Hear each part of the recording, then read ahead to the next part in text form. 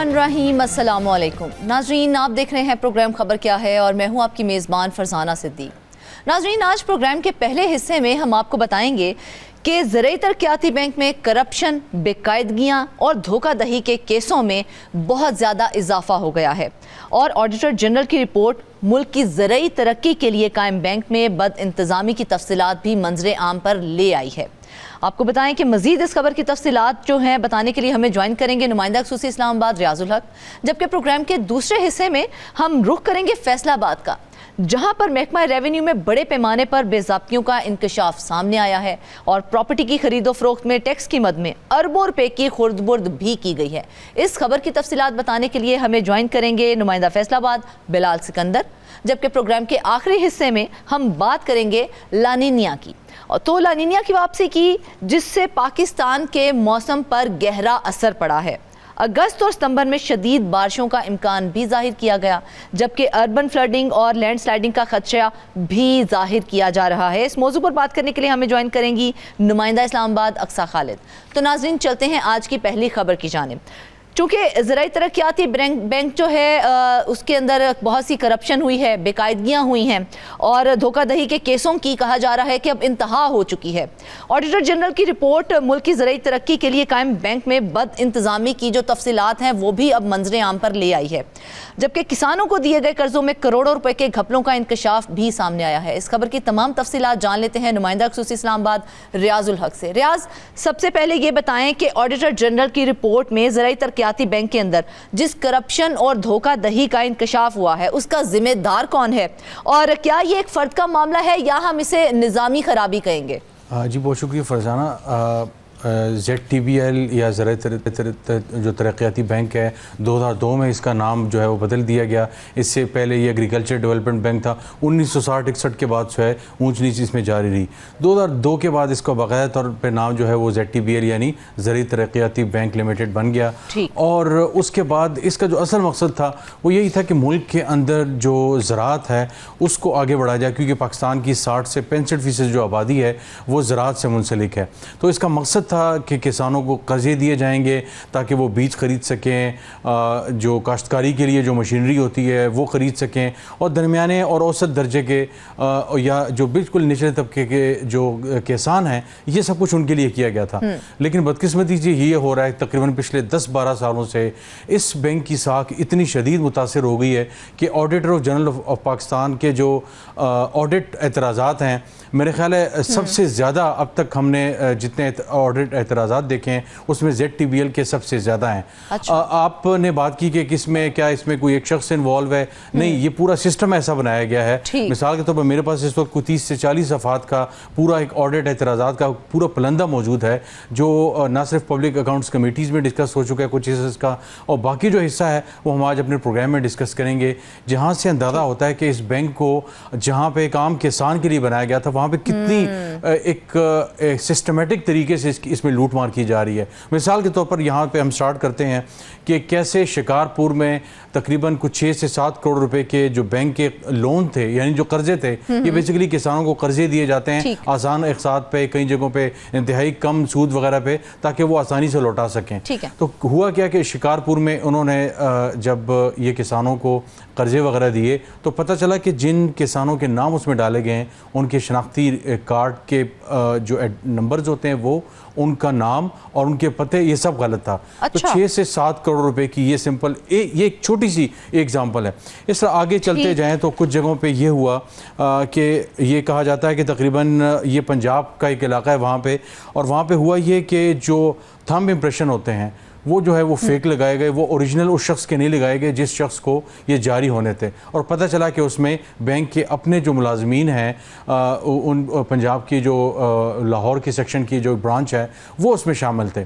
इसी तरह पेशावर में, इसी तरह लाहौर, सिंध के मुख्तलिफ शहरों में ये एक बहुत रैम्पेंट केसेस चल रहे हैं। और यहाँ पे ये ऑडिट के जो एतराज़ात हैं वो सिर्फ ऑडिट के एतराज़ात नहीं है, बड़े क्लियरली लिखा हुआ है इसमें एम्बेजलमेंट, जिसे एक किस्म की खुर्द-बुर्द कहा जाता है। यानी पैसे आपने किसान को देने थे, तो पता चला कुछ जगहों पे ये भी हुआ है कि ZTBL का चूँकि बहुत बड़ा एक ज़ाहिर नेटवर्क है, तो जिस तरह बेनिफिशियरी इनकम सपोर्ट प्रोग्राम का है, वहाँ पे लोग आते हैं और देहात वगैरह में ख़वातीन पैसे जो है वो अगर उन्होंने 10,000 रुपये लेने हैं या 20,000 रुपये जो भी कुछ माह की उनकी रकम बनती है, तो ATM से रकम निकलवाने के एवज़ जो है वो भी पता चलता है कि 2-3 रुपये वहाँ पे ATM पे खड़ा शख्स ले रहा है। यहाँ भी कुछ ऐसा ही सीन 1-2 केसेस में ये हुआ कि वहाँ पे जब लोन दिया जा रहा था तो वहाँ पे 10-10 लाख के अगर लोन थे तो जो असल लोन था वो तकरीबन 8-8.5 के करीब जो है वो मिलता है, और बाकी जो टैक्सेस और दूसरी चीज़ों में होता है तो पता चला कि 5 और 6 लाख तक का जो लोन है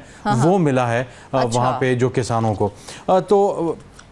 तो एक लंबी तफसील है कि करप्शन की, एम्बेजलमेंट की। करोड़ों रुपए का जिक्र कर रहे हैं आप, करोड़ों रुपए का, तो करोड़ों रुपए एक सादा कागज के ऊपर कर्जों की मद में दे दिए गए, ये कैसे मुमकिन हुआ? क्या बैंक के अंदर किसी किस्म का कोई मंजूरी का निज़ाम मौजूद नहीं था कि मंजूरी ली जाए और बाकायदा प्रॉपर पेपर वर्क किया जाए? बिल्कुल ऐसे ही है। कुछ जगहों पे जो है एक और दिलचस्प चीज़ सामने आई, मतलब यहाँ पे हम दर्जनों एग्जांपल दे सकते हैं। हुआ ये कि एक सादा से कागज़ पे जो किसान थे या मुबैना किसान थे उनसे दस्तखत करवा लिए गए, उनको कुछ रकम कैश में दे दी गई। और जब वो दस्तखत हो गए उसके बाद स्टैंप हुआ और उसके बाद उसमें अमाउंट डाली गई, तो 7-8 लाख रुपए जो मिलने थे किसान को उसको 2 लाख रुपए दे के उससे दस्तखत करवा लिए गए। ज़ाहिर है बहुत सी जगहों पे हमें पता है कि खानदगी का एक बहुत बड़ा मसला है, बहुत से किसान बेचारे उस बैकग्राउंड से हैं, अनपढ़ हैं, शायद उस तरह चीज़ों को समझ नहीं पाते, तो वो पढ़ नहीं पाते या अपने साथ किसी पढ़े लिखे को लेकर नहीं जाते। उन्होंने कहा चलें 2-3 लाख की रकम मिल गई, चलें इसका कुछ कर लेंगे, बीज ले लेंगे या ट्रैक्टर की मद में कुछ रकम अगर बाकी है उधार लिया होता वो दे देंगे, लेकिन वो बनती 7 और 8 लाख रुपए है, लेकिन उनसे दस्तखत करवा लिए गए 2 और 3 लाख रुपए के। तो ये एक अनफॉर्चुनेट विशियस सर्कल है जहाँ पे एक आम पाकिस्तान में किसान, हम देख रहे हैं कि ज़राअत पिछले इस साल जो एक नए साल जो हम जिसमें दाखिल हो चुके हैं उसमें क्या हुआ कि जो report I economic survey of Pakistan की, उसके अंदर बड़ी तफसील से ये चीज़ें लिखी हुई हैं कि कैसे हमारी जो 4 अहम फसलें हैं जिसमें गंदम है, जिसमें कॉटन है और इसके अलावा 2-3 और जो फसलें हैं चावल वगैरह की, वो इस साल हमारी क्यों नीचे की तरफ गई। लेकिन हमें ये भी पता चला है जो किसान दोस्त बैंक बनाया है उसके अंदर भी जाली डिग्रियों के ऊपर बेशुमार भर्तियां की गई थी, तो वो भर्तियां कैसे हो गई? क्या उस वक्त कोई जांच पड़ताल नहीं की गई थी उनकी डिग्रियों के हवाले से? बिल्कुल ऐसे ही है, और हैरानकुन बात यह है कि ऑडिटर जनरल ऑफ पाकिस्तान जब ये रिपोर्ट जो है वो ज़ाहिर पूरी कम्प्रिहेंसिवली शाया की है, तो जब पब्लिक अकाउंट्स कमेटी में बैठे हुए थे और नवीद कमर एक सब कमेटी चेयर कर रहे थे, और यहाँ पे कुछ दिन पहले तो ZTBL का जो है वो किस्सा आया कि जनाब लोग भर्ती हो रहे हैं और ये किस किस्म के लोग हैं, बल्कि सर पकड़ के बैठ के कमेटी के अरकान और बाकायदा तौर पर नवीद कमर ने और कमेटी अरकान ने कहा, मुनज़्ज़ा हसन वगैरह ने, कि आप बताएं यहाँ पे तो दर्जनों पैराज हैं आपके, और यहाँ पे एक पैरा है कि फ्रॉड हो रहा है, एक जगह हो रही है करप्शन हो रही है, दूसरी जगह जनाब पता चला है कि फॉर्जरी की गई है, वहाँ पे नंबर ही ID कार्ड के गलत हैं, उनके नामों का इंदराज गलत किया गया है। आप बताएं बैंक कर क्या रहा है? तो जो इसकी जिम्मेदारी किसी के ऊपर आयद की गई? जो सदन है, जब ये पूछा गया तो इसकी जिम्मेदारी किसी के ऊपर आयद की गई? तो उन्होंने कहा कि जनाब ये तो उस ज़माने में लोग लगाए गए थे, उनमें से बहुत सौ के खिलाफ इंक्वायरी हुई है, उनको निकाल दिया गया है और उनसे पैसे की रिकवरी का जो है हम सोच रहे हैं। लेकिन उसके साथ जो एक हैरानकुन इंकशाफ था उनका, उन्होंने ये कहा कि जनाब अब हम पहले हमारे पास मैट्रिक पास के लोग होते थे, इस तरह के लोग होते थे, अब हम बहुत पढ़े लिखे मॉडर्न लोगों को मेरिट पे ला रहे हैं और अच्छे लोगों को ला रहे हैं ताकि जो है वो बेहतर लोगों को लाया जाए।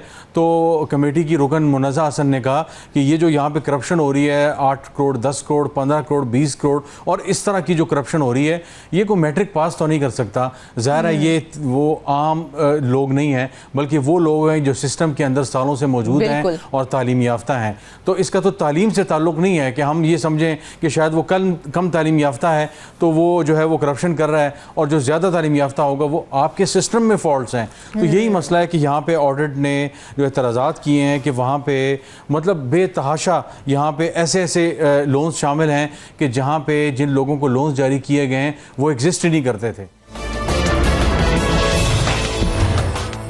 फोर्थ शेड्यूल में शामिल अफराद को 1.5 करोड़ से जायद के कर्जे दिए गए हैं। तो क्या उस वक्त बैंक के पास जांचने का कोई मैकेनिज्म मौजूद नहीं था कि 1.5 करोड़ के कर्जे जो है वो जारी कर दिए गए?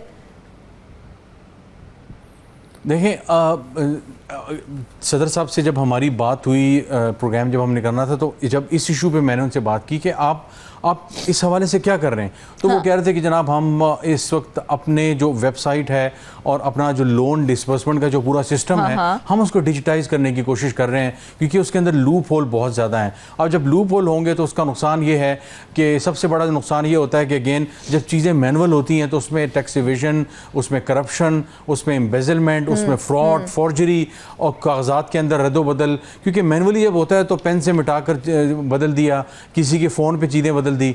अब एक चीज़, जब एक सिस्टम है, जिस तरह FBR का एक सिस्टम है कि वहाँ पे आप किसी की जो टैक्स के हवाले से डिटेल्स हैं या जो दूसरी रिटर्न्स वगैरह की डिटेल हैं, तो आप इस तरह आसानी से उसमें रद्दोबदल नहीं कर सकते। और अगर कोई शख्स कुछ करता है, कोई डाउनलोड करता है, तो बाकायदा तौर पर सिस्टम को अलर्ट मिल जाता है या उस सिस्टम के अंदर आ जाता है कि पिछले 24 घंटों में, पिछले कुछ माह में, सालों में किसने साइन इन किया, यहाँ पे कौन था, तो कुछ लोगों को एक्सेस होती है। तो इसी तरह जो लोन डिसबर्समेंट का सिलसिला है, सदर साहब का कहना था कि हम उनको कोशिश कर रहे हैं कि चीज़ों को बहुत ज़्यादा डिजिटाइज करें और हम टेक्नोलॉजी को हम लेके आएँ, हम AI को लेके आएँ।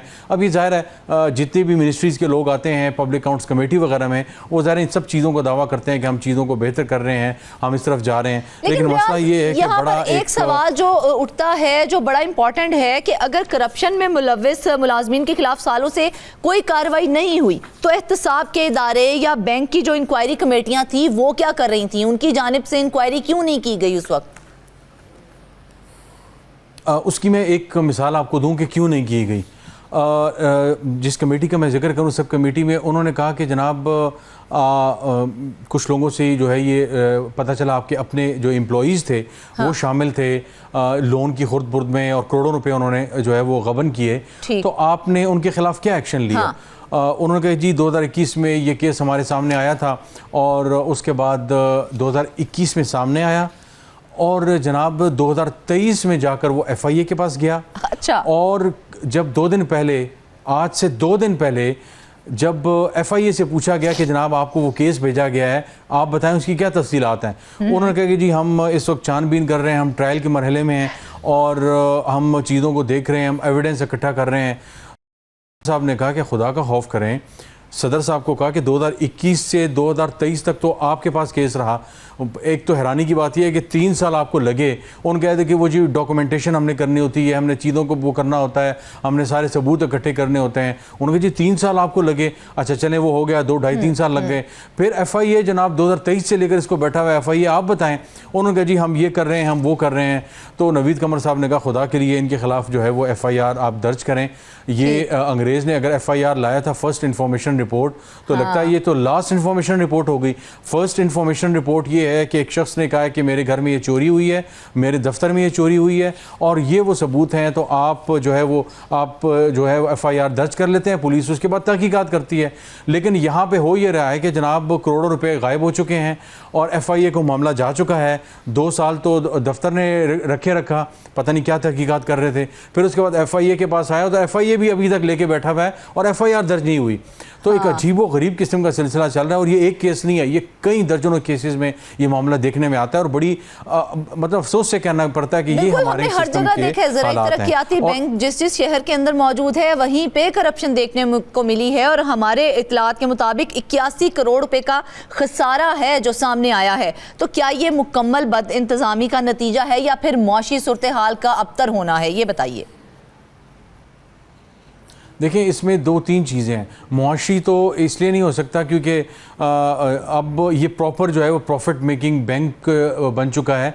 अब ये उस तरह का बैंक नहीं है जो एक रिवायती बैंक था, लोगों को कम शरह सूद पे कर्जे देता था। अब ये बाकायदा, तो अब इन्होंने रिसेंटली अपना प्रॉफिट भी शो किया है, तो अब वो ज़ाहिर है वो प्रॉफिट में तो आ रहा है, लेकिन अब वो तो बिजनेस करने लग गए हैं। आम जिस तरह दूसरे बैंक होते हैं, प्राइवेट बैंक होते हैं या दूसरे जो कमर्शियल बैंक्स हैं, उनकी तरह अब इन्होंने बिजनेस शुरू कर दिया है। अब वो जो है वो जो लोन वापस जो होता है उसको फिर रखते हैं, उस पर प्रॉफिट आता है या इंटरेस्ट आता है और ज़ाहिर है उसको कहीं और भी लगाते हैं। तो ये सारा सिलसिला तो चल रहा है, तो किसी हद तक बैंक बेहतर हो रहा है। लेकिन मसला ये है कि जिस बैंक का मकसद था कि पाकिस्तान की ज़राअत जो पाकिस्तान की बैकबोन कहलाती है उसको एम्पावर करना था, छोटे किसानों को जो है वो उनको ऊपर लेके आना था सिस्टम में। लेकिन इस बैंक का जो सिस्टम रियाज हम देख रहे हैं, जिस तरह से आपने हमें बताया कि किसानों के नाम पर जाली अफराद को जो है वो कर्जे फराहम किए गए हैं, तो मुझे ये बताएं कि जो कर्जे जालसाजी के तहत जारी किए गए हैं उससे फिर जो असल किसान है उसके ऊपर इस निज़ाम पे किस तरह से असर पड़ा है, फिर वो कितना मुतासिर हुआ है इस वजह से? देखिए, वो मुतासर तो ऐसे हुआ ना कि हम अब जब बात करेंगे पाकिस्तान इकनॉमिक सर्वे 2023-24 की जब बात होती है, अभी अब से तकरीबन 1 माह पहले वो जारी हुआ, जिसके अंदर लिखा गया कि पाकिस्तान की ज़राअत ने 13% जो है वो डिक्लाइन आया। अब ये एक अफसोसनाक और परेशान कुन ट्रेंड है कि पाकिस्तान की ज़राअत जो है वो नीचे की तरफ जा रही है, चाहे वो कॉटन की प्रोडक्शन है, चाहे वो राइस की प्रोडक्शन है, चाहे वो वीट या गंदम की प्रोडक्शन है, फिर मेज़ और दूसरी चीज़ें बारले वगैरह आ जाता है। ये सब चीज़ों की जो ग्रोथ है वो बहुत नीचे की तरफ जा रही है। ये बहुत ख़तरनाक ट्रेंड है। उसमें जैसे मैंने कहा कि कई फैक्टर शामिल हैं, चाहे वो मुल्क के अंदर मुआशी सूरत हाल है, लेकिन यहाँ पर एक बैंक है जिसका मकसद है कि मुआशी मसाइल से बाहर निकालना किसान को और उनको सपोर्ट करना, उनकी बैकबोन बनना। वहाँ पे इस बैंक ने ये रोल अदा किया हुआ है कि वहाँ पे एक ऐसे जो है वो जिसे कहते हैं कि एक जो सूदकार होता है उसकी तरह का जो है रोल अदा इसने करना शुरू किया हुआ है, जहाँ पे उसको गिरवी और गुलाम रखा गया, वो बेचारा परेशान हो जाता है।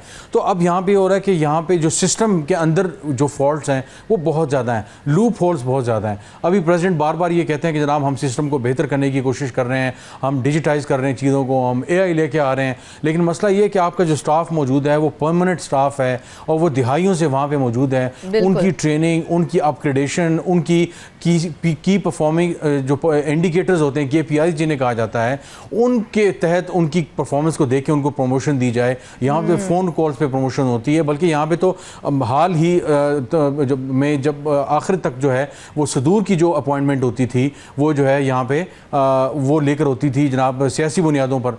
तो अनफॉर्चुनेटली यहाँ पे जब तक सियासी बुनियादों पर तैनातियाँ, चाहे वो सदूर की सतह पे हों, चाहे वो वाइस प्रेसिडेंट हो, चाहे वो DGs की सतह पे हो, जब तक ये होता रहेगा तो निचला स्टाफ जो है वो उससे मुबर्रा नहीं है। जब वो ऊपर सिस्टम को देखता है कि वहाँ पे खला मौजूद है, वहाँ पे गलत कारियाँ हो रही हैं, वहाँ पे इरेगुलरिटीज़ हो रही हैं और काफ़ी हद तक करप्शन भी हो रही है, तो फिर वो भी अपना देखा जाए तो ज़राई तरक्याती बैंक जिस मकसद के लिए बनाया गया था वो मकसद तो यहाँ पे हमें वफात पाता ही दिखाई दे रहा है। अगर किसान का ये हाल होगा तो फिर हमारी ज़राअत का क्या हाल होगा? जिस तरह से आप बता रहे हैं कि 13% डिक्लाइन हुआ है, तो ये तो बड़ी खतरनाक किस्म की सूरत हाल है।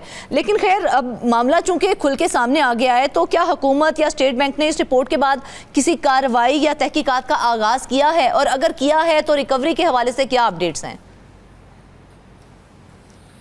देखिए, रिकवरी तो एक इस तरह की केसेस में जिस तरह हम इससे पहले, अगर आपको याद हो, हमने कुछ अर्से पहले बेनिफिशियरी इनकम सपोर्ट प्रोग्राम में 1 से 22 ग्रेड के अफसरान की जो है वो हमने डिस्कस किया था कि उनके स्पाउसेस या मियाँ या जो उनके जो बीवी थी, तो वो सरकारी मुलाजिम थे और 22 ग्रेड तक के अफसरान उसमें शामिल थे। उन्होंने जो है वो बेनिफिशियरी इनकम सपोर्ट के प्रोग्राम से पैसे लिए थे और कहीं उसमें रिटायर्ड भी हो गए थे। अब ऐसी जगहों पर एक पब्लिक अकाउंट्स कमेटी में अगेन ये बहुत बड़ा चैलेंज होता है कि जनाब वो फलाना बंदा, हाँ जी क्या बना उसका, वो कहाँ पे, हाँ जी वो रिटायर हो गए।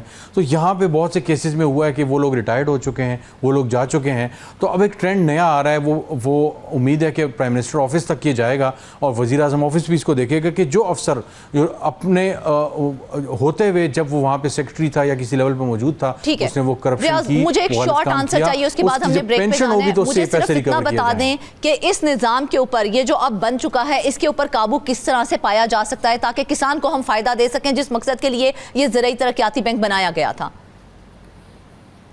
देखें, इसमें 3-4 चीज़ें बड़ी अहम है। सबसे पहले टॉप पे जो तैनातियाँ होती हैं उसको नॉन पॉलिटिकल रखा जाए और मेरिट पे जो है वो लोगों को लाया जाए, इंटरनेशनली जो क्वालिफाइड और वेल जो प्रोफेशनल हैं, जो इनको चीज़ों की समझ है और जो मॉडर्न टैक्टिक्स हैं, और चाहे वो लोन डिस्पर्समेंट है, चाहे वो कुछ भी है, एग्रीकल्चर के हवाले से उसको समझते हैं, वो लोग। इसके साथ साथ जो ट्रांसपेरेंसी है वो लाई जाए और जो सारा निज़ाम है वो डिजिटाइज़ किया जाए, वेबसाइट पर हर चीज़ हो गया निकाल दी रियाज, जाए और सबसे बाकायदा जरूरी तौर पे चीज है तयनातियां जो शफाफ तरीके से होनी चाहिए, और वो कर्जा जात जो किसानों को दिए जाते हैं उसमें भी शफाफियत का निजाम लेके आना चाहिए ताकि किसान दोबारा से इस इदारे पर एतमाद कर सकें। नाज़रीन वापस आएंगे क्लिप के बाद।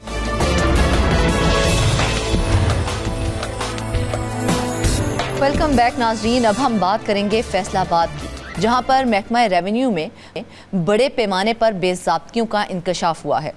प्रॉपर्टी की खरीदो फरोख्त में टैक्स की मद में अरबों रुपए की खुर्द-बुर्द भी की गई है। जबकि एक दिलचस्प बात तो ये है कि ऑडिट रिपोर्ट के मुताबिक प्रॉपर्टी खरीदो फरोख्त में बैंक की ट्रांजैक्शन की बजाय कैश ट्रांजैक्शंस की गई हैं। इस तमाम सूरत हाल पर बात करने के लिए हमारे साथ मौजूद है नुमाइंदा फैसलाबाद बिलाल सिकंदर। बिलाल, सबसे पहले तो आप बताएं ना अपने हवाले से, क्या आपने कभी प्रॉपर्टी के हवाले से जो ट्रांजैक्शन है वो कैश में की है, और अगर की है तो क्यों की है, बैंक ट्रांजैक्शन क्यों नहीं की है? बहुत शुक्रिया।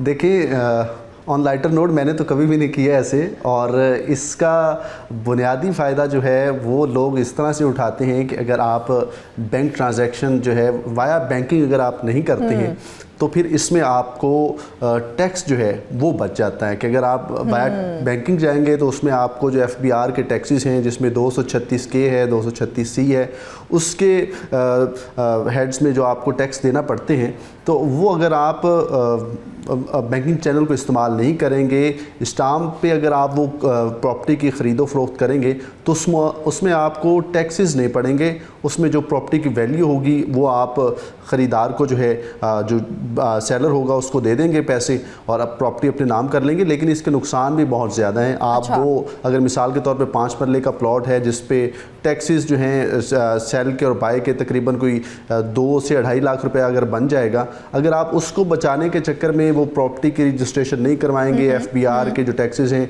वो पे नहीं करेंगे, तो ये रजिस्ट्री तो आपके नाम नहीं होगी, वो तो एक स्टाम्प पर ही रहेगा। लेकिन उसका सबसे बड़ा ड्रॉबैक ये होगा कि जिस शख्स से आपने वो प्रॉपर्टी ख़रीदी है, खुदा ना खास्ता अगर उस शख्स की डेथ हो जाती है तो वो जो एफिडेविट होगा, वो जो स्टाम्प होगा, वो बिल्कुल नल एंड वॉइड हो जाएगा। उसकी कानूनी तौर पे उसकी कोई वैल्यू नहीं होगी। तो ये एक छोटा सा बेनिफिट लेने के लिए जहाँ पर लोग जो है वो करोड़ों रुपए की प्रॉपर्टी ख़रीद लेते हैं, तो दूसरी तरफ ये 2-3 लाख रुपए की जब रजिस्ट्री करवाने का वक्त आता है तो इसमें एक पूरा एक नेटवर्क जो है वो मुतहर्रिक हो जाता है आपको एक छोटा सा बेनिफिट पहुंचाने के लिए, क्योंकि इसमें उन्होंने खुद भी अपनी जेबें जो हैं वो भरनी होती हैं, क्योंकि वहाँ पर तो दर्जनों के लिहाज से केसेस रोज़ाना आ रहे होते हैं उनके पास, और उनसे अगर वो थोड़ा थोड़ा भी बेनिफिट जो है वो लेना हासिल कर लेते हैं तो फिर उनकी जेबें जो हैं वो अच्छी खासी भर जाती हैं। फिलहाल एक चले बैंक ट्रांजैक्शन तो एक तरफ हो गई ना, लेकिन नॉन बैंकिंग डील्स जो हैं अगर उन पर भी देखा जाए तो 5% टैक्स का कानून मौजूद है। ये कानून मौजूद होने के बावजूद इस पर अमल दरामद क्यों नहीं किया गया?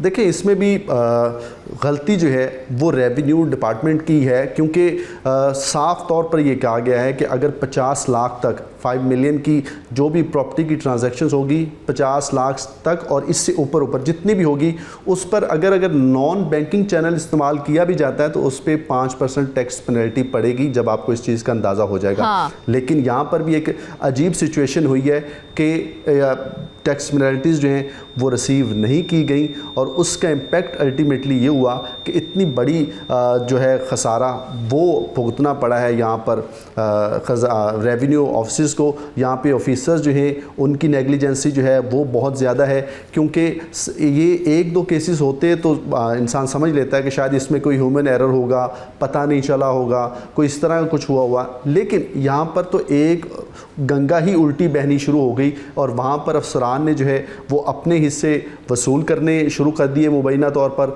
और उसका इम्पैक्ट जो है अल्टीमेटली इस तरह से हुआ कि ना तो FBR के, इसमें FBR की इन्फोर्समेंट का भी बहुत बड़ा कसूर है, क्योंकि FBR जब वो टैक्सेस वसूल करता है तो वो भी इस चीज़ को इंश्योर करता है कि हमें इतने टैक्सेस जो है, इतनी प्रॉपर्टीज जो है वो सिस्टम मौजूद था, निजाम मौजूद था, कानून मौजूद था, तो फिर इतना वक्त क्यों लगा है ये सारा मामला सामने आने में? क्योंकि इतने अरबों के हिसाब से खुर्द-बुर्द की गई है। बिल्कुल, ये बड़ा ही क्वेश्चन मार्क है कि इतना टाइम क्यों लगा है, और इसमें ये तकरीबन 3-4 साल से ये सिलसिला जो है वो चलता रहा है। और हर साल इस पर ये ऑडिट जब हुआ है उसमें कहा गया है कि इतनी रजिस्ट्रीज़ जो हैं और इतने जो प्लॉट्स हैं उनकी ख़रीदो फरोख्त हुई है, आखिरकार उनके पैसे कहाँ पर गए हैं। और हर साल इसी तरह होता है, जैसे अब हुआ है कि ऑडिट हुकाम उनको कहते हैं कि आप इन चीज़ों का बाकायदा तौर पर इंश्योर करें कि ये पैसे कहाँ गए हैं, और आगे से जवाब आता है कि हम कोशिश कर रहे हैं कि उनको रिकवर करें। हर साल इसी तरह से होता है, हर साल ये एक लॉलीपॉप दिया जाता है कि हम वो पैसे रिकवर करेंगे, लेकिन पैसे रिकवर जितने हुए हैं आप ख़ुद भी जब सुनेंगी तो आप को भी बड़ी हैरत होगी कि 2 अरब 82 करोड़ में से सिर्फ 10 करोड़ की रिकवरी हुई है। अच्छा। और टोटल अमाउंट पहले 2 अरब 92 करोड़ थी और उसमें से सिर्फ 10 करोड़ रुपए की रिकवरी हुई है। और वो बता दिया गया है कि हमने 10 करोड़ रुपए की रिकवरी जो है वो कर ली है। जिन लोगों ने फ्रॉड किया था, जिन लोगों ने अपने एफिडेविट और स्टाम्प पर प्रॉपर्टी की लेन देन की, फिर उन्होंने टैक्स पेनल्टीज़ जो हैं वो अदा नहीं की, तो हमने उनसे 10 करोड़ रुपए की रिकवरी कर ली और हमने कोई बहुत बड़ा तीर मार लिया है। इस तरह की सिचुएशन तो यहाँ पर है कि इतने मेगा लेवल पे ये सारा फ्रॉड हो रहा है और उसमें एक बाकायदा तौर पर मुनज़्ज़म ग्रोह है जो नहीं चाह रहा कि लोग सीधे तरीके से अपनी रजिस्ट्रियाँ करवाएं, वहाँ पर जो टैक्स बनता है वो टैक्स दें। और इसमें एक और भी बड़ी दिलचस्प चीज़ है कि जो चीज़ों की वैल्यू बताई जाती है कि एक प्लॉट की वैल्यू, मिसाल के तौर पे अगर मरले की वैल्यू, डीसी वैल्यू 10 लाख है तो एक तो उसकी वैल्यू कम कर दी जाती है, अगर लीगल वे से भी आए उसकी वैल्यू 2 से 3 लाख जो है वो कर दी जाती है ताकि टैक्स जो है वो कम से कम हो। एक तो इस तरह से कौमी ख़जाने को नुकसान पहुंचाया जा रहा है कि जहां पर आपने टैक्स अदा 3-4 लाख करना है वहां पर आप 1 लाख कर रहे हैं और उसमें भी खुर्द-बुर्द की जा रही है। दूसरी तरफ से जहाँ पर टैक्स पेनल्टीज़ की मद में FBR को मिलने हैं पैसे, बोर्ड ऑफ रेवेन्यू को इनकम मिलनी है, वहाँ पर भी जो है इस तरह की इरेगुलरिटीज़ हो रही हैं जिसका बराह रास्त फ़ायदा जो है वो उसमें रेवेन्यू ऑफिसर्स ले रहे हैं। सिर्फ फैसलाबाद तक ही महदूद मसला है या फिर पंजाब भर में इस तरह की बेज़ाब्तियाँ हो रही हैं? देखें, अनफॉर्चुनेटली ये पूरे पंजाब में बड़ा ही एक संगीन मसला बन गया है। जितने बड़े शहर हैं वहाँ पर तो रेवेन्यू ऑफिस जो हैं वो कुछ हद तक चीज़ों को देख रहे हैं, लेकिन जो छोटे शहर हैं वहाँ पर ये इरेगुलरिटीज़ जो हैं उनमें बहुत ज़्यादा इजाफा हो रहा है। और आप इस चीज़ से बाखूबी वाकिफ़ हैं कि जो रियल स्टेट है उसमें ब्लैक मनी जो है वो बहुत ज़्यादा यूज़ होती है कि लोग प्लॉट्स खरीद लेते हैं, अपनी ब्लैक मनी इधर आकर जो है वो वाइट कर लेते हैं। अच्छी खासी रिसर्च की है स्टोरी के हवाले से, तो चलें मुझे आप ही बताएं कि आपके ख्याल में हुकूमत रेवेन्यू के इस खुर्द-बुर्द को रोकने में क्यों नाकाम रही है? क्या इन मामलात में कोई सियासी या बाअसर शख्सियात का मुलव्विस हैं? देखिए, सबसे पहले तो जो चोर रास्ते हैं वो बंद करने की ज़रूरत है, क्योंकि आपका जब भी एक्सपीरियंस हो अपनी प्रॉपर्टी जो है वो सेल परचेज़ के हवाले से उसकी रजिस्ट्री करवाने का, तो आप वहाँ पर आपको ऐसे ऐसे चोर रास्ते मिलेंगे कि आप ख़ुद जो है वो हैरान हो जाएं।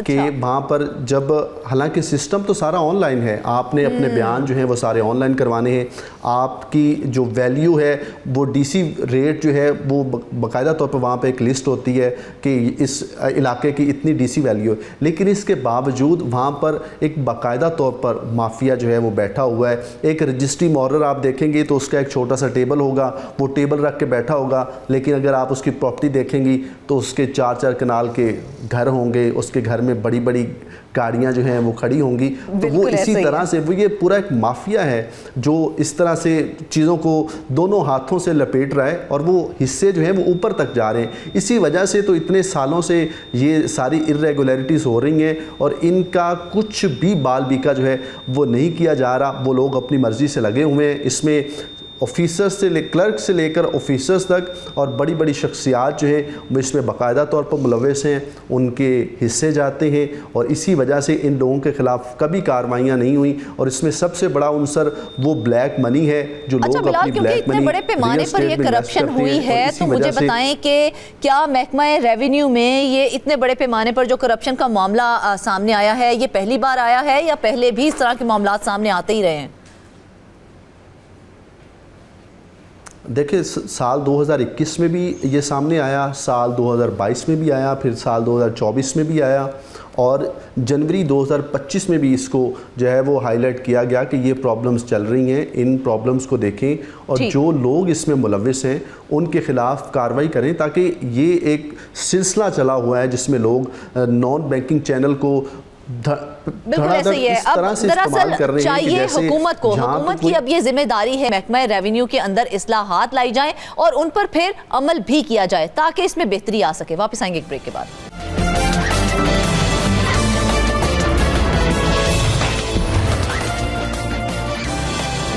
वेलकम बैक नाजरीन। आज हम बड़े ही अहम मौजू पर बात करेंगे और वो है लानिनिया। लानिनिया की वापसी हो चुकी है और पाकिस्तान के मौसम पर गहरा असर भी मुतवक्के हो सकता है। अगस्त और सितंबर में शदीद बारिशों का इम्कान बताया जा रहा है। अर्बन फ्लडिंग और लैंडस्लाइडिंग का खदशा भी जाहिर किया जा रहा है और इससे शुमाल मशरकी पंजाब, केपी, कश्मीर, गिलगित बल्तिस्तान और जनूबी पंजाब ज़्यादा मुतासिर हो सकते हैं, जबकि लानिनिया के बायस शुमाली पाकिस्तान में सख्त सर्दी और बर्फबारी की पेशगोई भी की जा रही है। इस तमाम सूरत हाल पर बात करने के लिए हमारे साथ मौजूद हैं खालिद। अक्सा, सबसे पहले तो हमारे नाजरीन को ये बताएं कि लानिनिया है क्या और ये पाकिस्तान के मौसम पर किस तरह से असरअंदाज हो सकता है। हम सब जानते हैं कि आजकल मौसमियाती तब्दीलियां जो है वो किस तरह मुल्क भर में तबाहकारियां जो है वो मचा रही है। वही लानिनिया की वापसी भी ना कि सिर्फ आलमी सतह पर हुई है बल्कि इसने पाकिस्तान को भी अपनी लपेट में ले लिया है।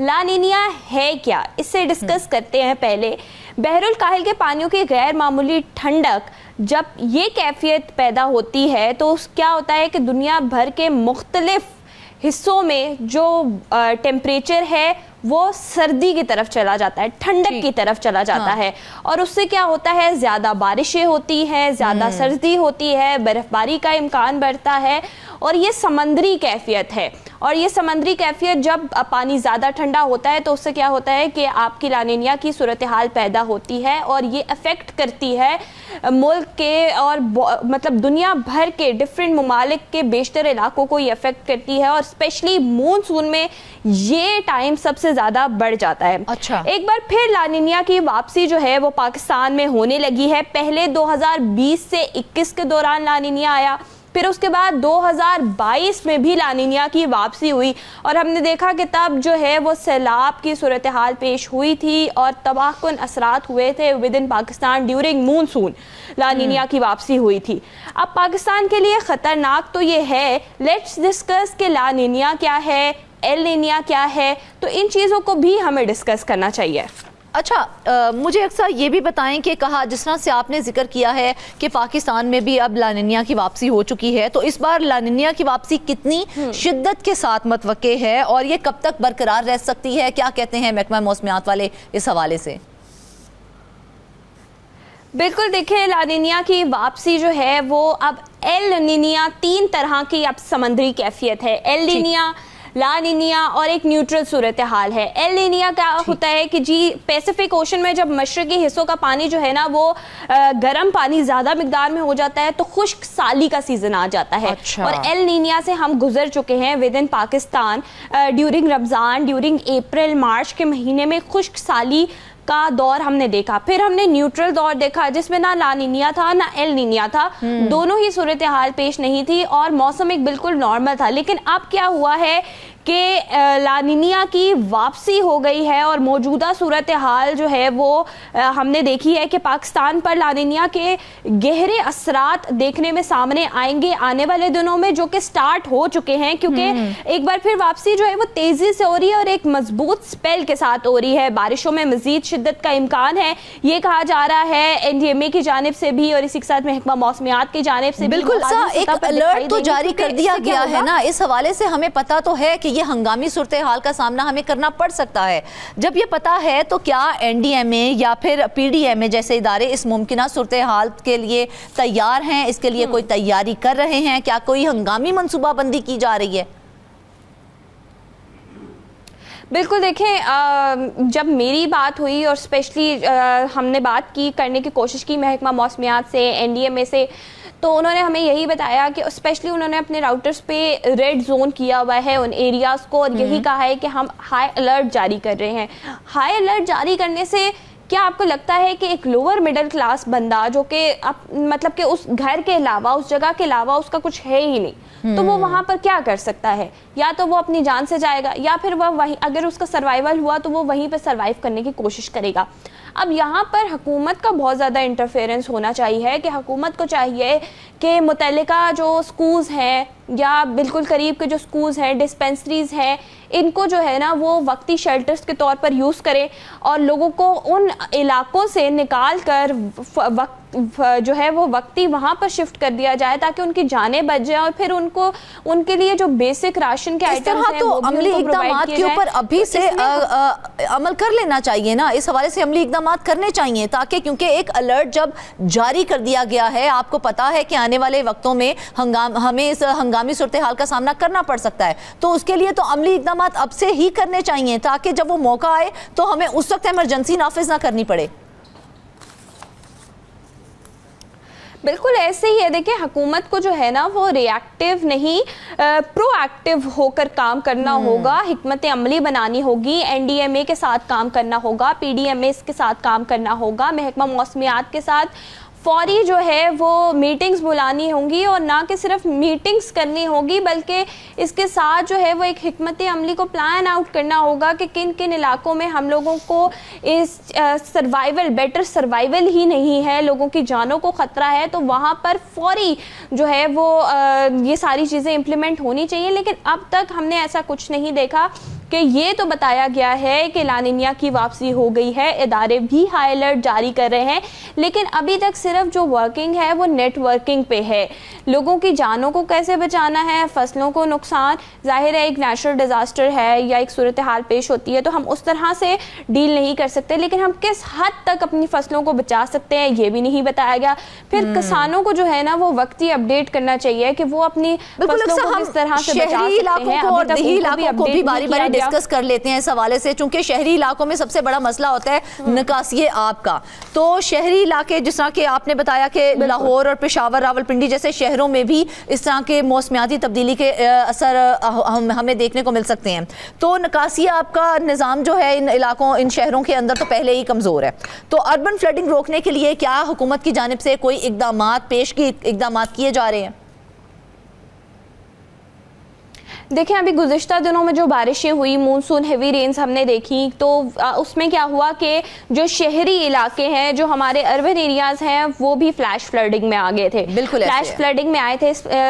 दारुल हुकूमत इस्लामाबाद के बहुत सारे इलाके जो है वो फ्लैश फ्लडिंग की सूरत हाल हमने वहाँ पर देखी, और बहुत से अफसोसनाक वाक़यात भी हमें देखने को मिले थे इस तमाम सूरत हाल के पेश नज़र। बिल्कुल, ना कि सिर्फ हमने माली नुकसान देखा, हमने जानी नुकसान भी देखा। तो नालों की सफाई सबसे इम्पॉर्टेंट है, क्योंकि बार बार नदी और नाले ज़ेरे आब आते हैं, तो नालों की सफाई करनी चाहिए। निकासी जो हमारा निज़ाम है उसे बेहतर बनाने की कोशिश करनी चाहिए। जो हमारा ड्रेनेज सिस्टम है वो ठीक ही नहीं है, तो पानी की एब्जॉर्प्शन कैसे हो सकती है। फिर इसी तरह अर्बन फ्लडिंग से निपटने के लिए जो है ना वो वार्निंग सिस्टम्स लगाने चाहिए, पहले से ही लोगों को अपडेट कर देना चाहिए, क्योंकि जब फ्लड आ जाता है उसके बाद हमारे जो मौसमियाती इदारे हैं वो भी उसके बाद प्रेडिक्शंस देते हैं। प्रेडिक्शंस पहले ही आ जानी चाहिए कि ये रेड जोन एरियाज हैं, यहाँ पर फ्लड का खदशा है, यहाँ पर इतनी बारिश होगी।